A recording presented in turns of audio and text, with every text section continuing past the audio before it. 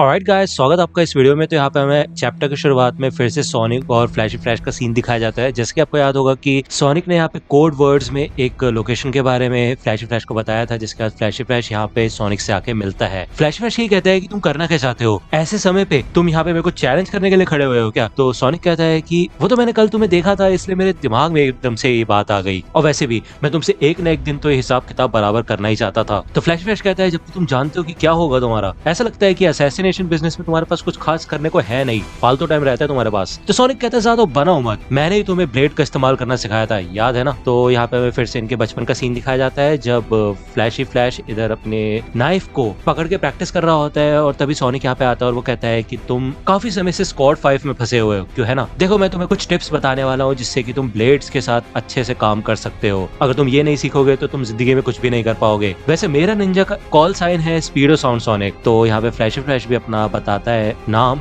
जो कि हमें सभी को पता है कि वो उसका निंजा नेम है फ्लैशी फ्लैश। वो ये कहता है कि अगर उन्हें पता चला कि हम दोनों बातें कर रहे हैं तो काफी प्रॉब्लम हो जाएगी। तुम बोल तो ऐसे रहे हो जैसे तुम काफी कमाल के हो, लेकिन तुम खुद भी तो स्क्वाड 5 में ही हो ना, क्यों है ना? तो सोनिक कहता है कि हाँ, मतलब ये लोग मेरे टैलेंट को समझ नहीं पाए। तो यहाँ पे हमें फ्लैशी फ्लैश बताता है कि सोनिक को भी स्क्वाड 5 में रखा गया था, जो कि फेलियर की कैटेगरी है स्क्वाड 5, ठीक है ना? स्क्वाड 5 के अंदर सारे के सारे बेकार बच्चे हैं, लेकिन साथ साथ सोनिक एक रेबल भी हुआ करता था, यानी कि वो लोगों के खिलाफ आवाज उठाता था। इन सब चीजों में उसको कोई फायदा नहीं था, लेकिन फिर भी वो फ्लैशी फ्लैश की मदद करना चाहता था। जिसके बाद यहाँ पे सोनिक ने फ्लैशी फ्लैश को ब्लेड का इस्तेमाल करना सिखाया, और उस समय उसके पास और कोई नहीं होता था बात करने के लिए। हमें बताया जाता है कि निंजा विलेज में एक दिन 72 आवर्स का हुआ करता था, जिसमें सिर्फ 6 घंटा उनको सोने को मिलता था। इनके खाने के अंदर कोई फ्लेवर नहीं हुआ करता था, साथ ही साथ बाहर की किसी भी चीज से इनको पूरी तरह से कट ऑफ कर दिया गया था। इनकी रोजमर्रा की जिंदगी बस मशीनों की तरह कटती थी। ये लोग बस स्किल सीखते थे लोगों को मारने के लिए, और इनको इंसानी इमोशंस दिखाने की अनुमति नहीं थी, और ये सब अलाउड नहीं था यहाँ पे, ठीक है ना? जिन लोगों के इमोशंस बिल्कुल खत्म हो चुके थे वही टॉप परफॉर्मर्स बन पाते थे। तो यहाँ पे हमें फिर से फ्लैशी फ्लैश और सोनिक का सीन दिखाया जाता है, जहाँ पे भाई फ्लैशी फ्लैश अपने स्वॉर्ड से और यहाँ पे सोनिक अपने शूरिकेन से हमला करता है। फ्लैशी फ्लैश इन एक्सप्लोडिंग शूरिकेन से बच के जब उछलता है तो ऊपर से यहाँ पे सोनिक अपने 10 शैडो फ्यूनरल का इस्तेमाल करते हैं और विंड ब्लेड का अटैक करता है फ्लैशी फ्लैश के ऊपर। लेकिन फ्लैशी फ्लैश इस अटैक को आसानी से रोक देता है, और वो अपनी अल्टीमेट टेक्निक फ्लैश किक्स का इस्तेमाल करता है, जिसके बाद यहाँ पे भाई काफी बड़ा छेद हो जाता है जमीन के अंदर। और फ्लैशी फ्लैश कहता है कि वैसे मैंने सोचा नहीं था कि मुझे तुम्हारे ऊपर अपनी अल्टीमेट टेक्निक का इस्तेमाल करना पड़ेगा। सोनिक, तुम सच में काफी ज्यादा ताकतवर हो चुके हो, जिस हिसाब से तुम हो। हम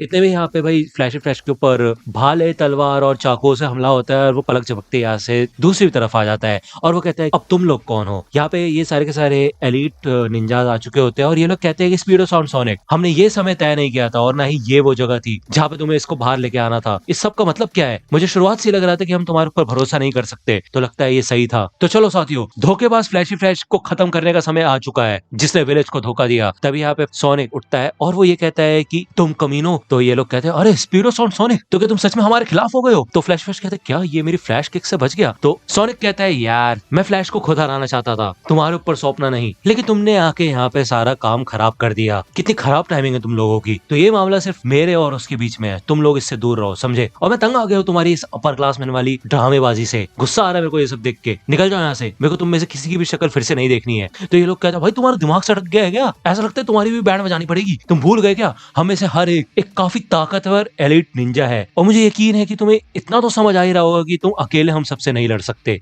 तो यहाँ पे भाई सोनिक कुछ सोचने लगता है। वो कहते हैं कि ये कितने छोटे हैं, रेत के कंकड़ों से भी छोटे उसके सामने। तो बेसिकली उसके सामने का मतलब यार वो साइटामा से कंपेयर कर रहा होता है इनको, कि ये लोग अपने आप में इतना बड़ा दिखा रहे हैं, जबकि इनका बाप बैठा हुआ है कहीं, ठीक है, जो कि सोनिक का रियल कंपटीशन जिसको अपना मानता है सोनिक, ठीक है। तो उसके सामने तो ये लोग कुछ भी नहीं है। फ्लैश फ्लैश कहता है ऐसा लगता है तुमने काफी तगड़ी ट्रेनिंग की है सोनिक। तो सोनिक कहता है कि तुम अभी सिर्फ इसलिए जिंदा हो क्योंकि हमें इन लोगों ने डिस्टर्ब कर दिया। तो फ्लैश फ्लैश कहता है अपना मुंह भी बहुत चलाते हो तुम। तो सोनिक कहता है ठीक है, फिर सबसे पहले हम इन सब लोगों की वाट लगाएंगे, क्यों, ठीक है ना? तो फ्लैश फ्लैश कहता है हाँ जरूर। तो ये चैप्टर यहीं पे खत्म होता है, और इस बार चैप्टर लाने में काफी लेट हो गया, लेकिन इसी बदले यार आप लोगों को काफी सारे कलर पेजेस देखने को मिले होंगे, है कि नहीं? भले इन सब पेजेस को दिखाने में काफी ज्यादा रिस्क बढ़ जाता है, लेकिन इतना तो कर ही सकता हूँ यार जब लेट वीडियो ला रहा हो तो। एनीवे, ब्लीच का 3rd एपिसोड डाल दिया था मैंने, और उसको काफी टाइम भी हो गया मुझे पता है। 4th एपिसोड में बना रहा हूँ, और आपको जल्द ही रेगुलर वीडियोस देखने को मिलेंगी, क्योंकि मैं इसके बारे में भी एक